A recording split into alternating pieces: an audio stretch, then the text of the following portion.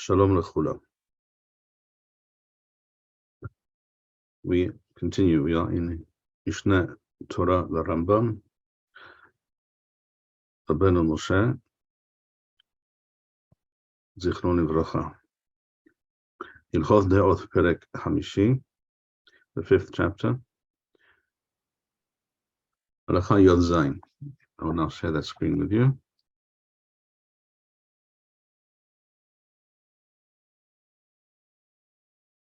You should be able to see the screen, correct? Okay. Halacha Yod Zayin or Halacha Tef. Malbush Talmid Hachamim. מלבוש נאה, נקי, ואסור לו שינשא בבגדו כתם או שמנונית וכיוצא בה.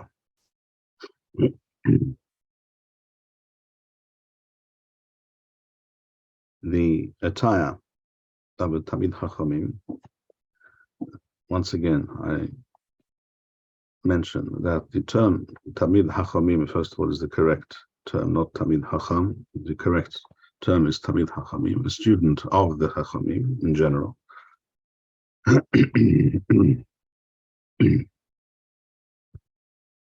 Such a person wears clothes that are na'eh and naki, that are clean and presentable, as opposed to what? As we're about to see in a moment, as opposed to very, very fancy or ostentatious clothing.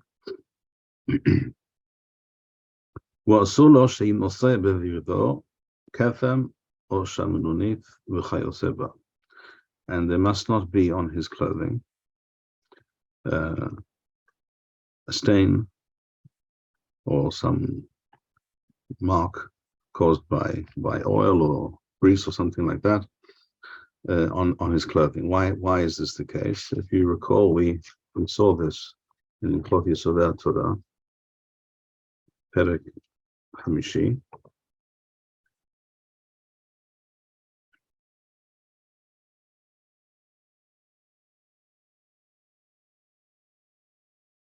Let me call that up on the screen for you. Hilchot Torah, Perek Hey.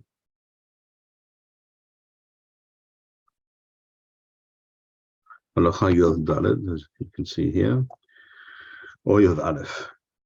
Rambam says here, V'yesh devarim acherim shehem bichlal Chillul HASHEM. There are other things beyond those mentioned previously in this Perek in Hilchot Torah that are considered also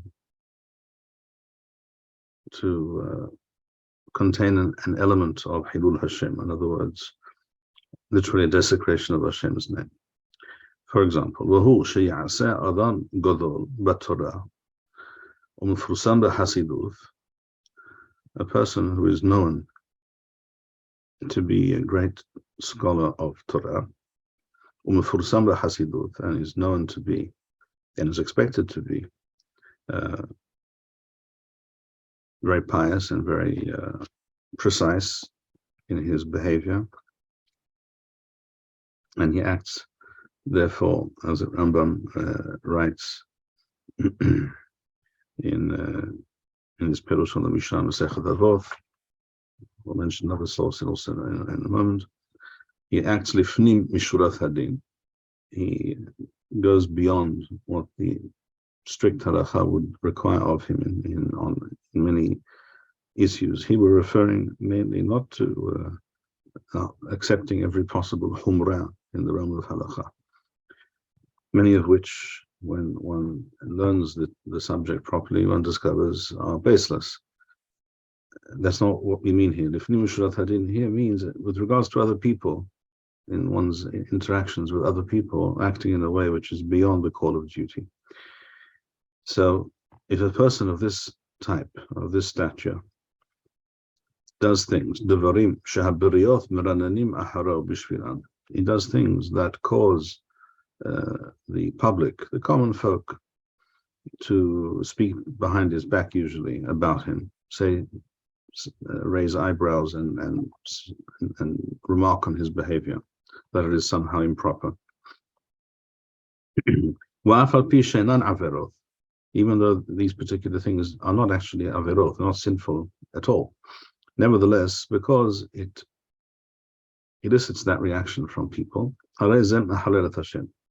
such a person is guilty of being Mahalelat Hashem, bringing disrepute on the Torah and therefore indirectly on Hashem. Such as such as a person who, such a Chacham, purchases something but buys it on credit. And he says to the person, I'll pay you shortly, I'll pay you next week. Excuse me. Even though he has the money available right now, he puts it off. And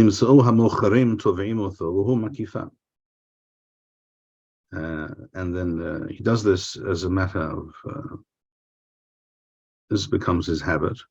And the shopkeepers are constantly having to remind him and tell him, you owe me some money. And he keeps putting them off.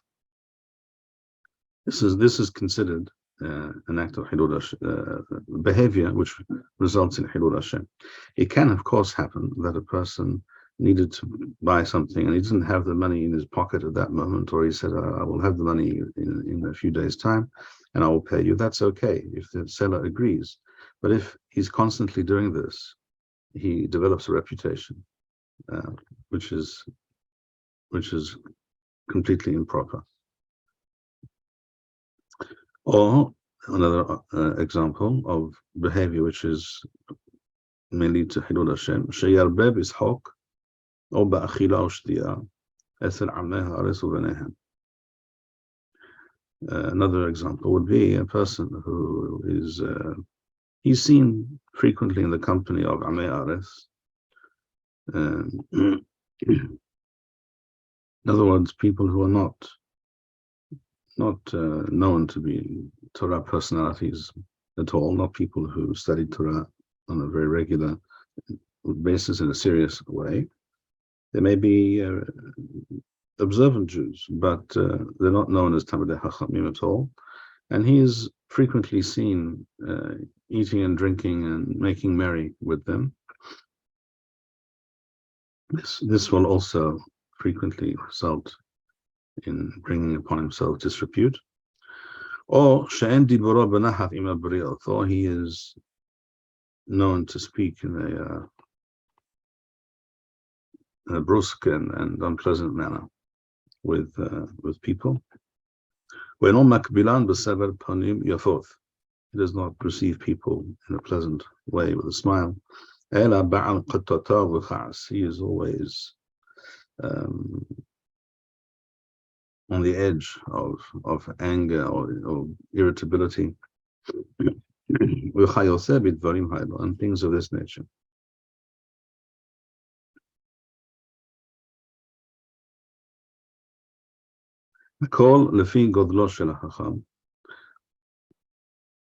These things need to be measured according to the greatness of the Chacham, because the greater he is, people will tend to judge him more critically. They will make less leeway for him, even though for someone else they may very reasonably say that, well, that's understandable, that's okay. But in this case, they probably will not.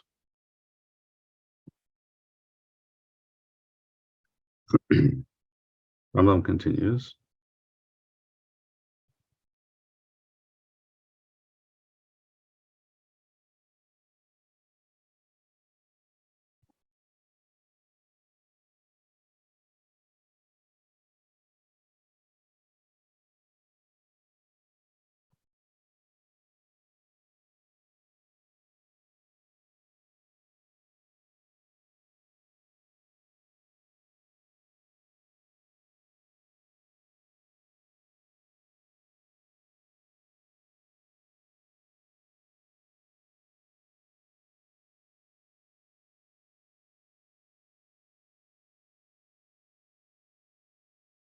So we see from here that many forms of behavior which are in fact, in and of themselves, not an avera, not sinful, but they are likely to cause people to relate in a negative way to this Talmid Chachamim, and by extension, they will relate as a result, perhaps, to Talmidei Chachamim in general, to the Torah as in general, as in a negative way. That this is an act which is conducive to Hilul Hashem, and therefore it must be avoided. So Rambam continues here at the end of Perek Hey in Hilchot Yesodei Torah, the last halacha, v'chen im dikdek chacham al asmo, if this chacham is very measured and deliberate in his actions, his behavior. And he speaks in a pleasant way to all people, without atome or everything by him. He is not completely aloof and completely disconnected from other people in the community. It is quite normal and natural that such a great Chacham and a person of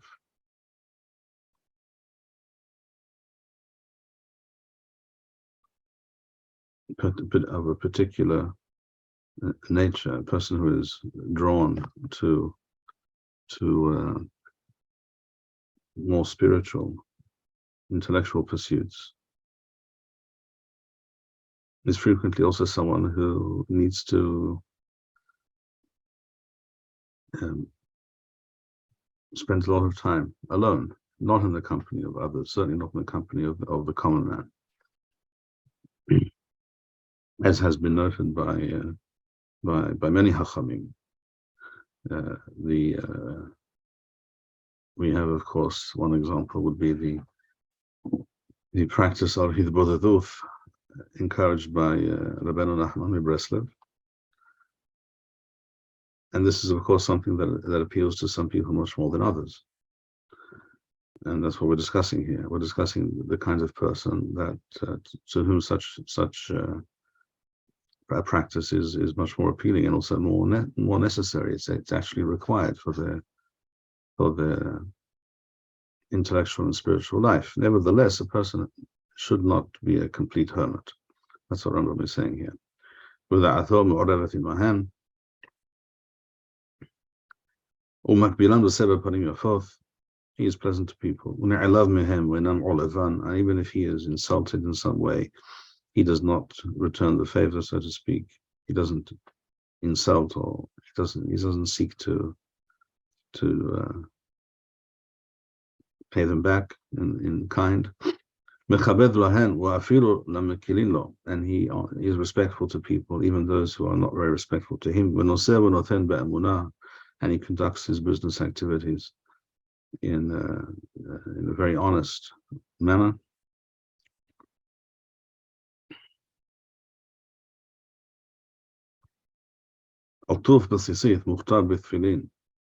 And he is seen generally to be wearing a garment which has tzitzit, and to be wearing tefillin. And he acts in relation to other people always lifnim mishurat hadin, beyond the letter of the law.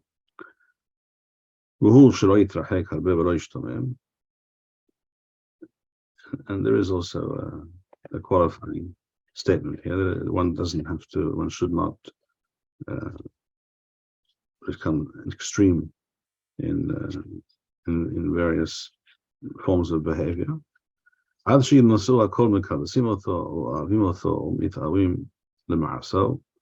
So that he is generally well received by other people and seen as a model, seen as someone to look up to learn from. Such a person is creating a situation and reality of Kiddush Hashem, of bringing people closer to Hashem, because raises the Torah and the people connected to the Torah in the estimation of other people. It raises them to a higher plane.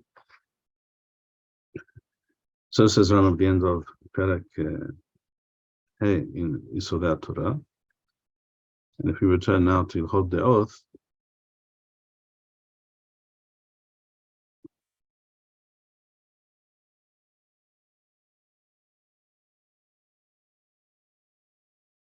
we're here in Halacha Yod Zayin, Halacha Tef. So here Rambam added that wearing clothing which is dirty, stained, etc., just doesn't look good in the eyes of other people for obvious reasons, and therefore, if a regular person does so, well, it's simply just it's unfortunate, it's unseemly. But in the case of a Talmid Chachamim, someone who's known to be such, it also has an aspect of Hilul Hashem to it. So Talmid Chachamim, we see from this, has to be very circumspect always in terms of considering how his behavior, his actions, will be viewed by others. Rambam continues, and Talmid Chachamim, even if he is wealthy, he should not wear literally the kind of clothing worn by kings, that is to say, very expensive and flashy clothing, such as the clothing garments which have in them gold thread.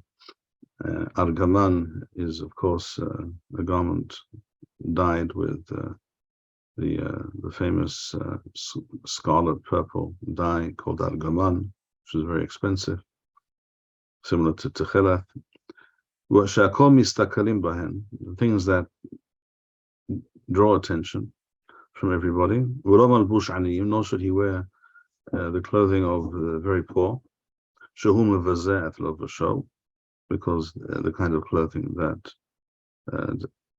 does the opposite of the flashy clothing. In other words, it causes people to look down upon him. We don't want that either. He should wear presentable clothing average, normal people wear.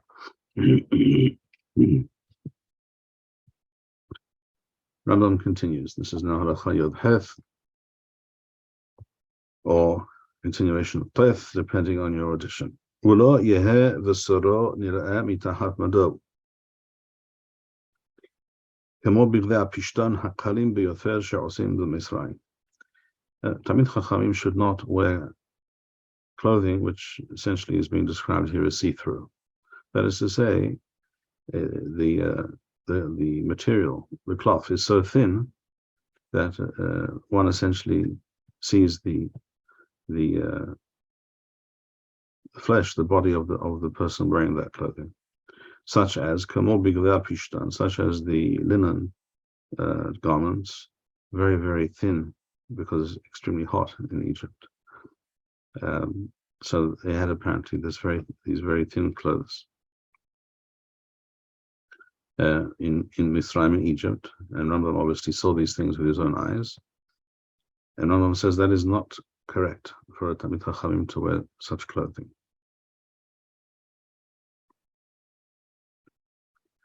Because this does not comply with what we said before, if you recall, in Hilchot, here in this Perek, in Halacha Waw or Halacha Yod, over here, where Rambam said,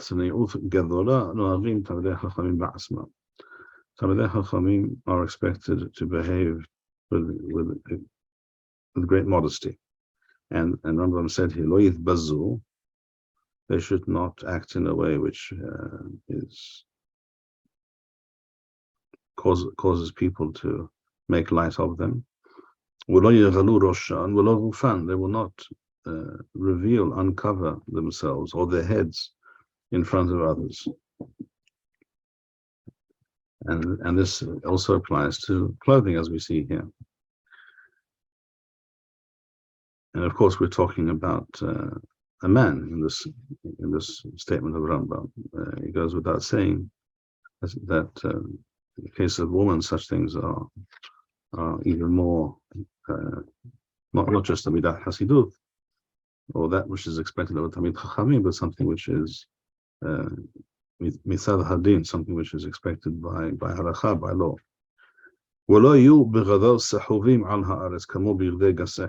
He should not wear clothing, the kind of cloak that is long and drags on the ground behind him, which was the custom of the haughty and the noblemen, etc. That is also not something that Tamid Chachamim should do. Ela ad akivo, clothing which comes down to literally to his heel. We're talking about a kind of a garment which is a kind of tunic or something of that sort, which goes down to the ground. So you would understand from this, as I think we mentioned last time, that a Tamid Chachamim will not wear shorts in public.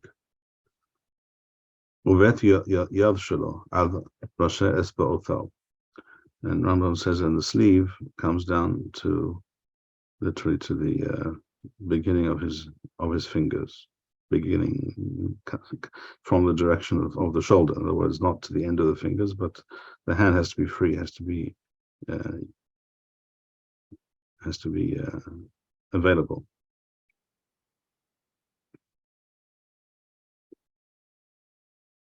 I once heard that Rabbeinu Hazon Ish, Zichrono Livracha, expressed the opinion that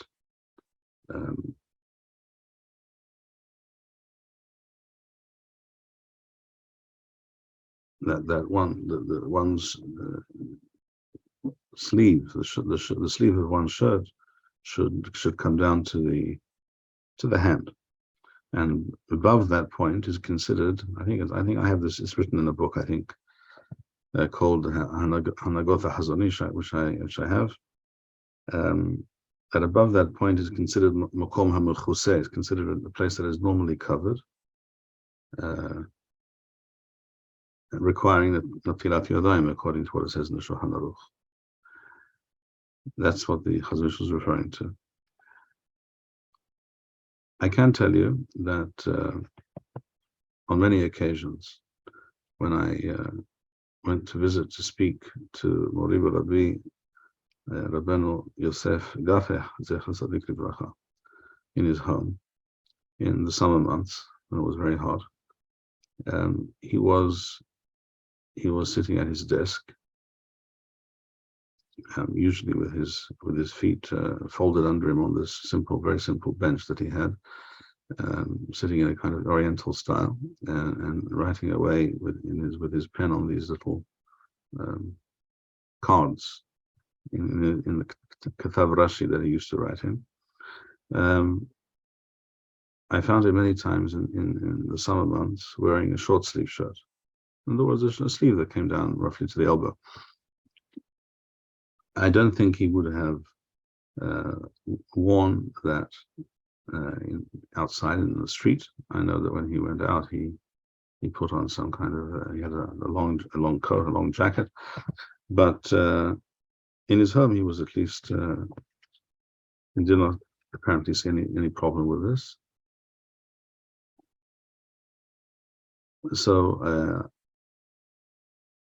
it could be that what we find here in the statement of Rambam, that Beth Yad, the sleeve, should come down to the fingers, does not need to be taken in all situations as absolutely literal, particularly when the weather is very, very, very hot.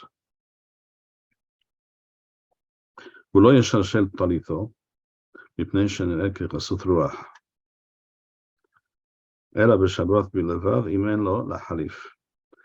Now the question of a talit. First of all, a talit. What is a talit? A talit is an upper garment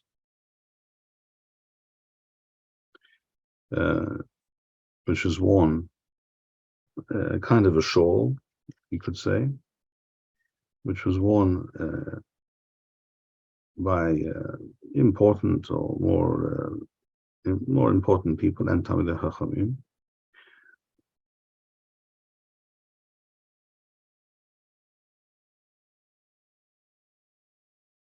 And it could be worn in the normal fashion or in the manner described here as l'shalshel talitho.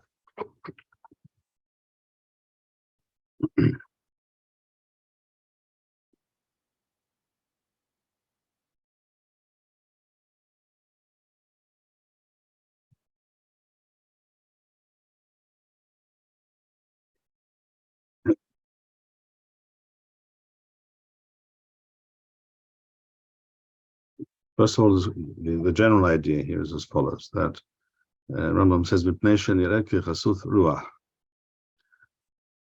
In other words, in the way that is worn, the talit would be worn by very flashy people, haughty, arrogant types.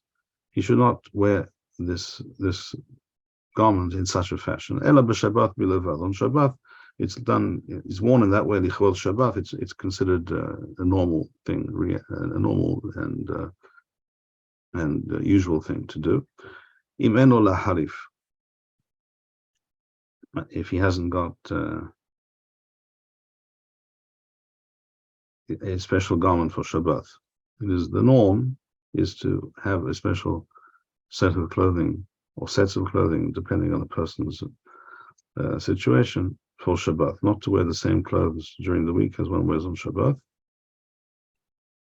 However, if a person has only one garment, shall we say, one kind of a tunic or a cloak that he has, and therefore he cannot change, cannot wear a different one for Shabbat. He hasn't got one. What does he do? He should wear that clothing in a manner which is reminiscent of the way in which those fancy people do. Rambam mentions this in Hilchot Shabbat.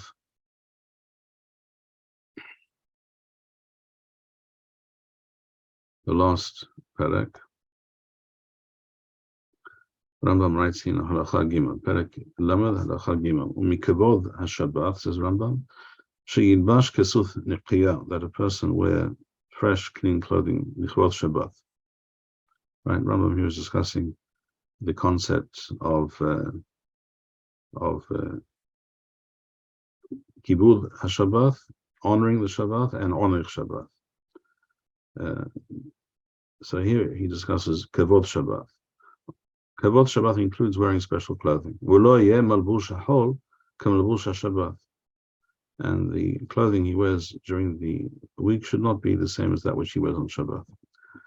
But if he does not have the wherewithal financially to wear different clothing, he should wear it in a certain way, which is, as we mentioned here, the manner in which it is worn by these more flashy, ostentatious people, in order to make a difference between Hol and Shabbat.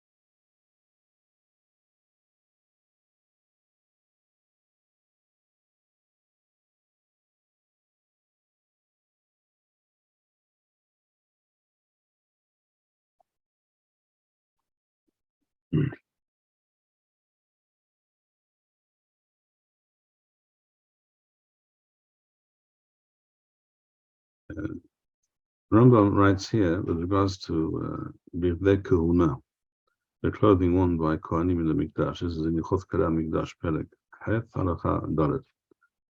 I assume you can see that. Bivdei Kahuna Misvatan Shiyu Hadashim Naim Umeshulshalim. This is something similar to just as a Tamid Chachamim should dress in a manner which is respectable and brings kavod to the Torah, not the opposite. So to the Kohanim. In the case of the Kohanim, it says Mefurash, and this is where Chazal also learned this with regards to Talmidei Chachamim. It says Mefurash, Lechavod or Letif Aret. It says in the pasuk. The clothing of the Kohanim is that so that it should be Lechavod and Tiferet. Tiferet is more than kavod. That is majesty, something which is stands out more and impressive.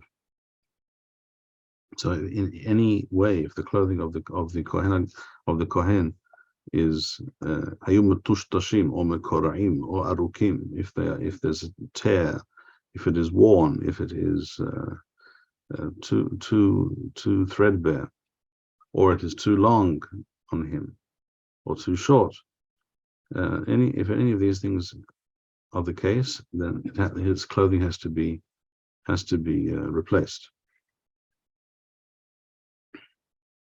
And his avodah is also pasula in such a case. And that's what Rambam discusses in the next halacha, that any garment of the kohen which is too dirty or too worn to look decent, then it has to be set aside and used for making pathilot for the neroth, and not for can no longer be worn by the kohen.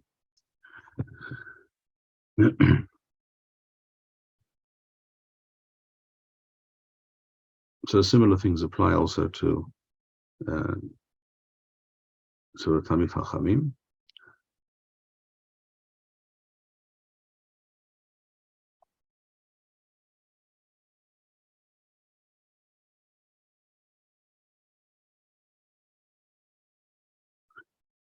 Rambam writes here,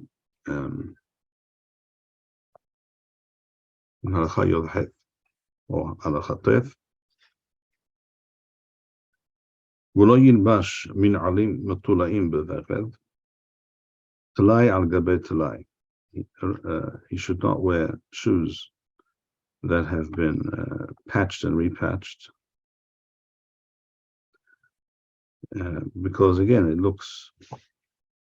doesn't look very, very good. It doesn't look very impressive at all. The opposite. He shouldn't wear these b'yamot hama in the summer months when it's warm. Aval b'yamot geshamim, if it's the winter, and therefore a patched shoe, which, let's say he had a shoe which has a hole in it and was patched, in order that the water, the rain, not get onto his foot, come through the shoe, it is mutar for him to wear such a shoe. Im haya'ani, if he is not able to purchase for himself more decent looking shoes.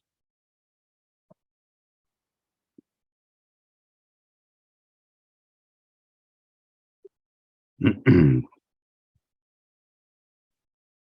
are also those who claim that in the winter months, it is frequently the case that the shoes will be covered with dirt, mud, what have you, and the state of the shoe will be less obvious. Rambam continues, Halacha Yod Tef or Halacha Tef still. Lo yaseh Tamid Chachamim mevusam al hashuk. It is not the practice of Talmidei Chachamim to walk around perfumed. Lashuk. The word shuk means the public domain, the street, marketplace. Doesn't want necessarily a marketplace. Nor is it the custom for Talmidei Chachamim to wear clothing which has been infused with incense, as was done. Nor should he place some kind of perfume in his hair. אבל אם משך בשרו בבושם כדי להעביר את הזוהמה, to if he uses a small amount of some kind of perfume, להעביר את הזוהמה, literally, in order not to have an unpleasant odor to him, about him, mutar, that is permissible. So we see using deodorant, using cologne in a reasonable and not excessive manner is mutar. But that a person should, that a Tamid Chachamim should, wherever he goes, people sense in his trail a great, as if he's acting as a model to and advertising a brand of perfume, that is not proper. Nor, by the way, is that proper for a woman either, because it attracts attention, unnecessary attention.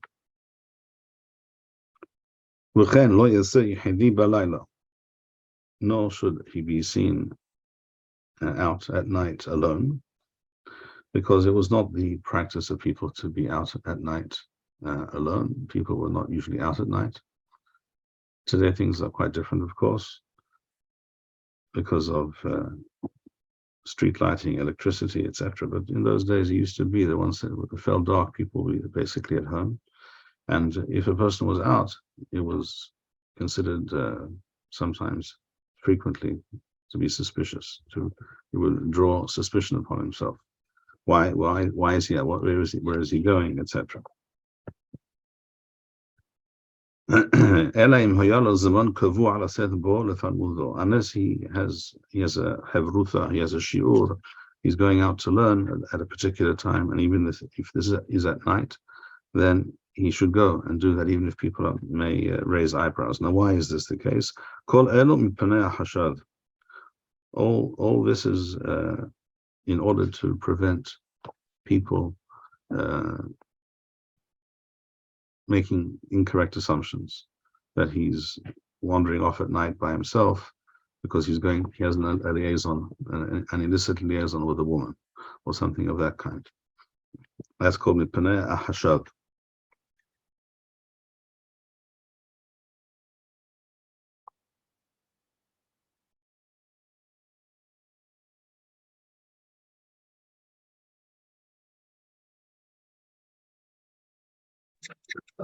Rav.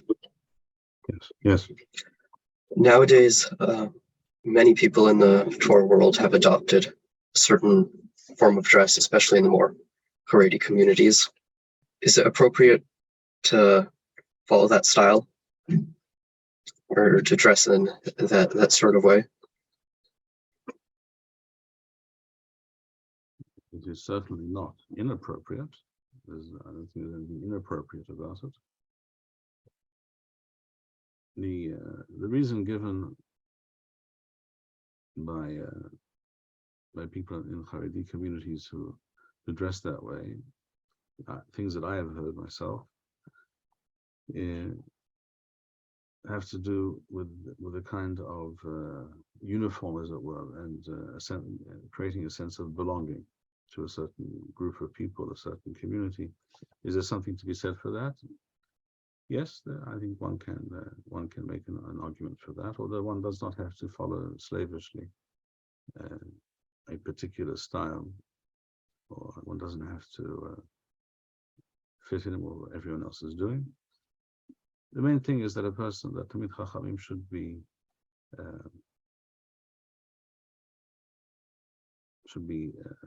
seen to be dressed, as we said before, in a manner which is, in a style which is respectable, presentable. It should be modest. It should be clean, and therefore, frequently this will mean that he will not be dressed like the common people, like most people, like many other people. So he will look somewhat different. Exactly how that difference is to be achieved, that how one defines the parameters of this dress, cannot be specified. But it is obvious. It's like many things. It's hard to describe, but you know it when you see it.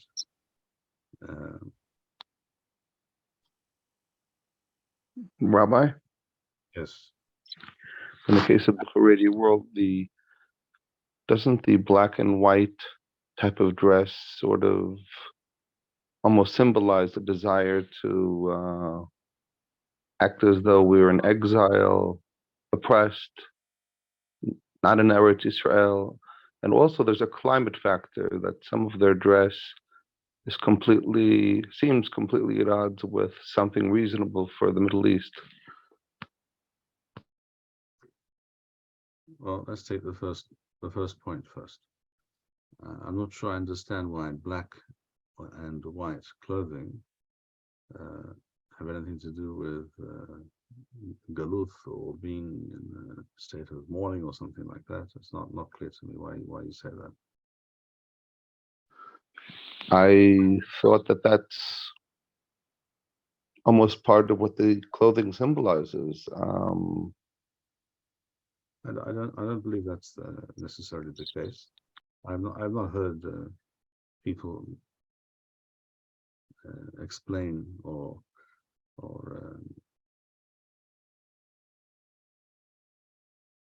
describe that form of dress in that way for that reason. I haven't heard such a thing. It doesn't strike me as correct. I think it has to do with the more conservative, more formal dress code, for which I think there is something to be said. In other words, it also obviously varies from community to community, from place to place, from country to country. But the idea that a Torah Jew should dress in a respectable manner, and also in a manner which is somehow even subtly different, if not more obviously different from the masses, there is definitely something positive in that. It helps the person to feel that they are separate, they are different. They don't belong to that group or that society or that culture. So in my view, the practice of a young gentleman, a young man, let's say a Talmid Yeshiva, studying in Yeshiva, wearing jeans and a t-shirt, it's not that you can point to any halachic source, but I do not like that. I do not like that idea. I do not find that a positive or beneficial form of dress. It is. I think it is too similar to the way that other people who are very far from Torah dress. I think there is a purpose in being seen to be different and feeling oneself to be different. As you will recall, Rambam writes at the beginning of this Perek, Hilchot Deot, Perek Hamishi, Rambam began by saying, Kashem she'hachacham nikar v'chochmato v'deoto, just as a hacham will be recognizable by and he will stand out because of his chokhmah, his knowledge, his wisdom, v'deoto, and his midoth, v'hu muvdal b'hen mishar ha'am, and he is different and separate from most people for these reasons. Kach zarich sheyeh nikar b'ma'asah, he should also be seen to be different by other actions and behaviors.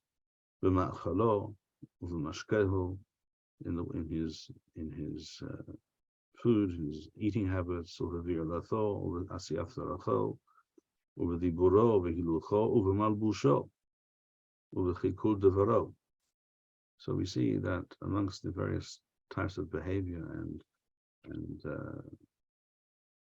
the ways in which a person appears in public is seen by others, and also I think, as I say, there's also a reflexive aspect to this. It's also it makes a statement to himself that I am not like those people. I'm different. Rabbi? Rabbi? Yes. So I've long thought to myself that there seems to be something positive to religious people dressing in a distinctively religious fashion. In the case of Haredim, there's another aspect, being so monochromatically black and white for an entire large population. Having a child know that he will only dress in black and white from the time he's of a certain age until the rest of his life, it seems that there's something psychologically unhealthy about it. I've even mentioned to somebody that I thought it was a type of mass torture. In other words, if one is going to dress differently, fine, that's great. But why not add a little bit of color? Let me tell you a story. Many years ago, I think at least 20 or probably even more years ago, there was a famous, it became famous in the religious online world. At that time, it was noted that a photograph had been taken of the Beit Midrash of Yeshivat Torah Wada'at in New York, a Haredi institution, generally speaking. A photograph had been taken of the Beit Midrash with many people sitting and learning, what have you, for purposes, I think it was of a calendar. They put out some calendar, perhaps for fundraising purposes. And everyone was wearing white shirts, except for one Bahur who was wearing a blue shirt. And what you understand, what you conclude from this fact is that it's perfectly possible and reasonable, on the one hand, that a Ben Torah, a Tamid Chachamim, should wear a blue shirt. There's nothing wrong with wearing a blue shirt. But in the Haredi community, which is constantly evolving and reinventing itself in many ways for various reasons, that which was once entirely acceptable, certainly in places like the United States, if you go back further in time, if you were to go back 30 years, 40 years, you would see many non-white shirts. But over time, in the Haredi world, the dress code became much more rigid and fixed, and it became the case that only a white shirt was permissible, was considered de rigueur, was considered to be proper. So that same photograph was used year after year. And one year, someone noticed that the blue shirt of this Talmid had been photoshopped and made white. It was the same photograph. You could see plainly it was the same photograph, but the blue shirt had become white.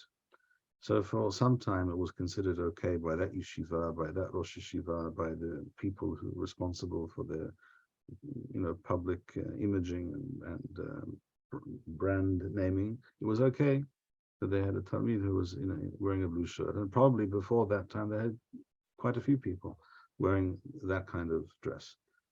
But it eventually became considered, it's pasnish. This is not to be done.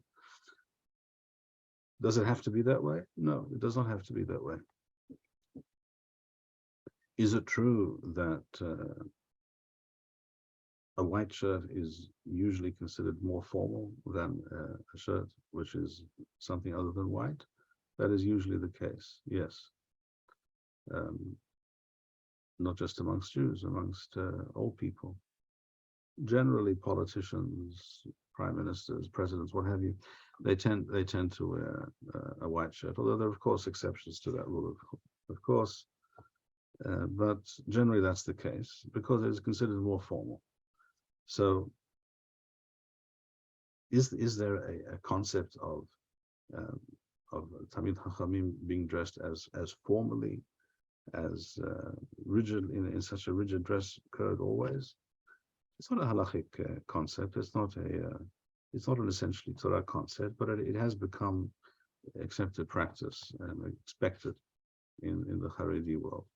So many things have changed in the Haredi world over the years, and this is one more example. So I don't think that a collared shirt is a problem in and of itself. But if a person wishes to belong to a particular community where they're very, very, I would say even obsessed perhaps with such issues, then you have to fit. If you wish to fit in, then you have to follow these rules, even though they don't make any sense necessarily.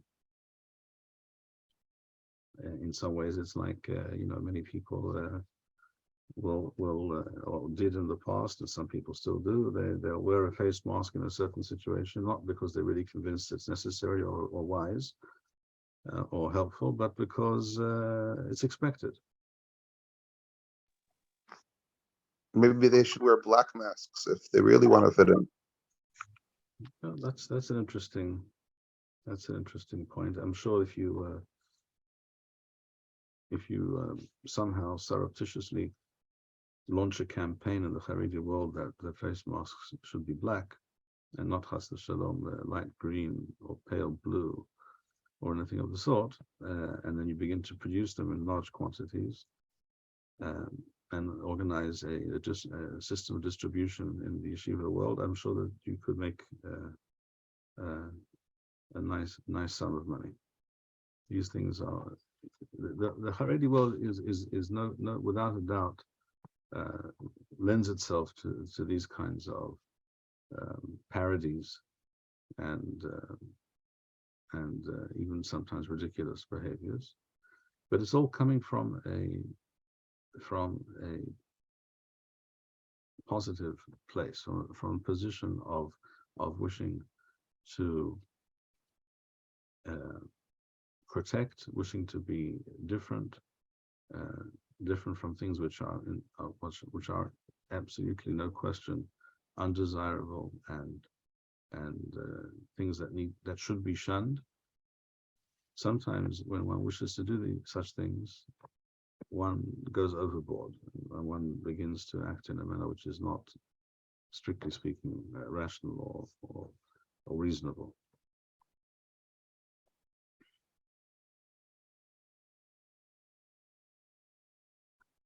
So we shall stop here for today. Hayu beruchim. Yizku v'ames levavchem kol hameyachalim l'Adonai. Thank you, Rabbi Bar-Hayim. We would like to encourage our viewers to share these videos with friends and send in your responses. We would also like to suggest the following opportunity to our viewers. If you identify with Rabbi Bar-Hayim's message and would like to sponsor or dedicate a video interview with the rabbi in honor or memory of a loved one, if you would like to obtain Birkon Nusach Eretz Yisrael or invite the rabbi for a speaking engagement, please email us at office@machonshilo.org.